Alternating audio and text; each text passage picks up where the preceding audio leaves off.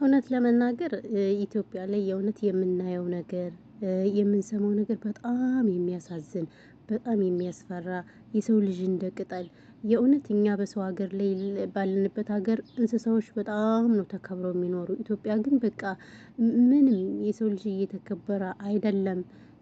ሐኪሞች መምህሮች ስንት አሉ የተባሉት ለሀገር ባለውለታ የሚሆኑት በየቀኑ ቤተሰብ ጥየቃም ሊሆን ይችላል። መምህር በቃ ምንም ሊሆን ይችላል። ሲሄዱ መገደል ነው፣ መኪና ላይ ሲገኙ መገደል ነው፣ ትምህርት ቤት መገደል ነው፣ ሐኪም ቤት መገደል ነው። እኔ እኮ በቃ ኢትዮጵያ ምን ሊያደርጓት እንደሆነ እኔ መጨረሻው የሆነት ማየት ነው የናፈቀኝ።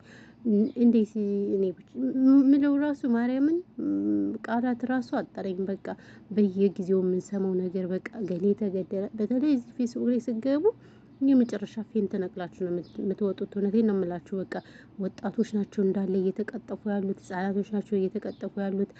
ተምረው ሀገርን የሚጠቅሙ ወገንን የሚጠቅሙ እንግዲህ አንድ ሐኪም አስባችሁታል ተገደለ ማለት ምን እንደሚቀር ታውቃላችሁ? አንድ መምህር እንግዲህ ተገደለ ማለት ብዙ ነገሮችን እንግዲህ አብይ አህመድ ከመጣ አንስቶ አሉ የተባሉት ባለሀብቶች እየተመረጡ፣ ሐኪሞች እየተመረጡ፣ መምህራኖች በቃ ምሁሮች እየተመረጡ እየተገደሉ ነው። እስር ቤት እየገቡ ነው። ከዛ ባሻገርም ያሉት ደግሞ በቃ ሀገር የላችሁም ተብለው ብዙዎች ምሁራን ለሀገር ለወጣት የሚጠቅሙት በየሰው ሀገሩ ተበትነው ነው ያሉት። እና እስከ መቼ ድረስ ነው እንግዲህ ውድ ቤተሰቦቼ ከመግቢያ ላይ እንዳየነው ይሄ ወጣት የምታዩት አርባ ምንጭ የሚማሩ ልጅ ወንድም ነው። ነገር ግን እሱ እንግዲህ ከዶርሞ በጩቤ እንደተገደለ እየተንሸራሸረ አይቼዋለሁ ማለት ነው። ከሰነበትም አንዲት የሁለት ልጅ እናት እንደዛው ተገላለች። ኢቭን እሷ ራሱ 15 ቀን ይሆናታል ብዬ አላስብም። የሁለት ልጆች እናት ናት። ትምህርት ቤት ሲሄዳ ልጆቿን ትምህርት ቤት ልታመጣ በሄደችበት ነው ተገድላ እዚህም ቦታ ተጥላለች ተብሎ ተደውሎ ጭራሽ የተነገራቸው ማለት ነው። የንቀታቸው ንቀት። እዛ ባሻገር ደግሞ አሁንም ወርም ደግሞ አይሆናትም ያን የ8 አመት ልጅ ያላት የገንዛ ባሏ እንደገደላት ሁላችንም ብዙዎቹ ምን ማለት እነዚህ ብቻም ሳይሆኑ ህጻናቶች መገደል፣ ሴቶች መገደል በጣም እየተስፋፋ ነው። ስለዚህ መጨረሻውስ ምንድነው የሚሆነው? ማለት ማነው ሀገራችን ፀሐይ የሚላት እንደዚህ በቃ የሰው ልጅ በየጊዜው እየተገደለ እንዴ? በሰው ሀገር እኮ እናንተ እንስሳዎች እንዴት እንደሚከበሩ ጌታን ነው የምላችሁ። ፈጣሪ ሆይ ኧረ እንደው የእውነት እኛ ምን እንደምንል አላውቅም። ይሄ ሰውዬ ሲመጣ በቃ ከሰይጣን ጋር ነው የመጣው። በጣም ያሳዝናል እውነት የሰው ልጅ እንደ ቅጠል እየረገፈ። ሰላም ሰላም፣ ውድና የተከበራችሁ ቤተሰቦቼ እንዴት ናችሁ? ደህና ናችሁ? ሰላማችሁ ይብዛ በያላችሁበት የዓለም ዳርቻ። ውድ ቤተሰቦቼ እንኳን ደህና መጣችሁ ወደዚህ ቻናል። እውነት ለመናገር ዛሬ በጣም አዝኛ ነው የመጣሁት። እንደዚህ አይነት ነገር ብዙም እኔ ቪዲዮ መስራት አልፈልግም፣ ያን ያህል እውቀቱም ስለሌለኝ። ግን እውቀቱም የለኝም ስላችሁ ግን ሰው እየተገደለ እንትን ይበል ሳይሆን በቃ አንዳንዴ ብላችሁት የሆነ ድክም በሚላችሁ ነገር የለም ከአቅማችሁ በላይ የሚሆን ነገር አለ እውነት ለመናገር። እና ውድ ቤተሰቦቼ እንግዲህ ይሄ ወጣት የምታዩት ተምሮ ሀገሩን የሚጠቅም ተምሮ ወላጁን የሚጠቅም ወጣት እንግዲህ በአርባ ምንጭ ተገድሎ በገንዛ ዶርሙ ተገኝቷል ማለት ነው። ነገር ግን ይሄ ነገር መቼ ነው በቃ የሚባለው? ማነው ፀሐይ የሚለው? ወጣቶች እየተገደሉ ነው፣ እናቶች እየተገደሉ፣ ህጻናቶች እየተገደሉ እየተደፈሩ ማለት ምን አይነት ሀገር ናች ኢትዮጵያ የተባለችው ሀገር? ብዙ ምሁራኖችን አታለይ፣ ብዙ ጀግናዎችን አታለይ። በቃ እና በጣም ያሳዝናል። እውነቴን ነው የምላችሁ። በየጊዜው በቃ ተገደለ 15 ቀን ራሱ የሆነው የሁለት ልጆች እናት እንግዲህ ተገድላ የሆነ ቆሻሻ ቦታ ተጥላ እንደተገኘች፣ እዛም በፊት ደግሞ የ8 አመት ህፃን ልጅ እናት የሆነች የገንዛ ባሏ እንደገደላት እናውቃለን። እና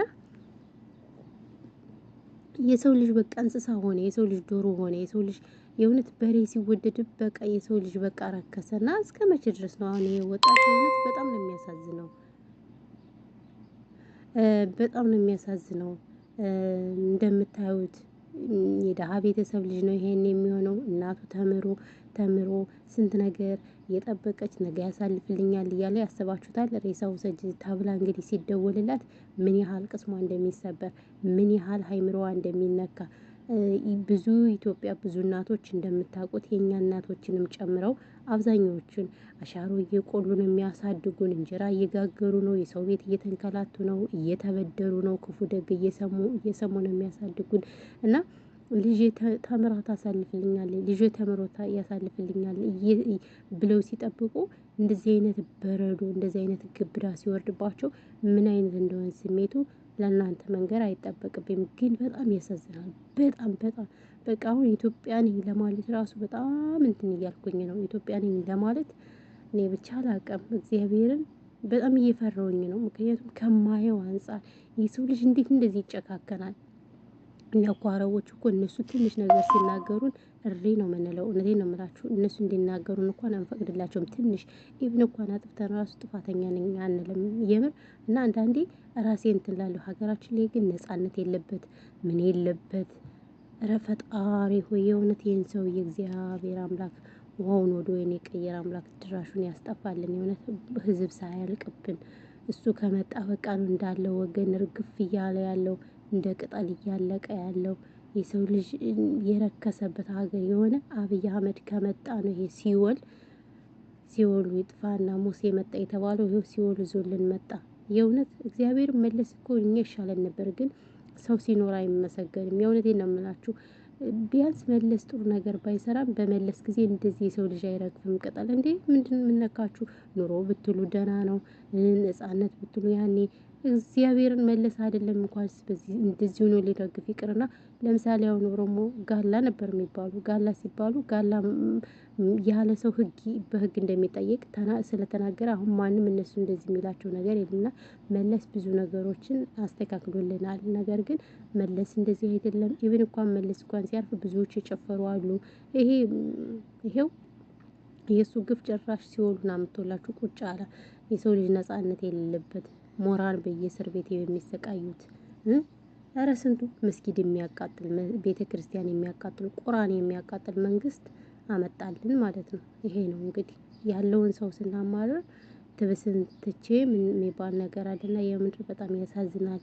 ለማንኛውም ፈጣሪ ሰላሙን ያምጣልን። እውነት ለመናገር በጣም ከባድ ነው እና ይሄን ይመስላል ማለት ነው። ውድ ቤተሰቦች ወሬ ያላብዛባችሁ። ፈጣሪ ሰላሙን ይመልስልን በቅርቡ። እግዚአብሔር ሀገራችን ያረጋጋልን። የእውነተኛም ስደትም እንትን እንዳንል ፈጣሪ በቅርብ ያረጋጋልን ነው የምላችሁ። እና ይሄ ነው፣ ሌላ የምላችሁ ነገር የለም። ሰላማችሁ ልጅ የተፈርፈር ይዘልልኝ። እኔ ውዶች ምርጦች ሰላማችሁ ይዛ። አሁን ደግሞ አረብ ሀገራት ላይ በነገራችን ላይ ሙቀት እየመጣ ስለሆነ እህቶች ራሳችሁን ጠብቁ። በተለይ ግቢ ስታጥቡ እንደኔ ሙቀቱ ምናምን ደማችን ስለሚፈላ ጥሩ አይደለም ማለት ነው። እና እግዚአብሔር ባላችሁበት ይጠብቃችሁ። ሰላማችሁ ይብዛልኝ ውዶች።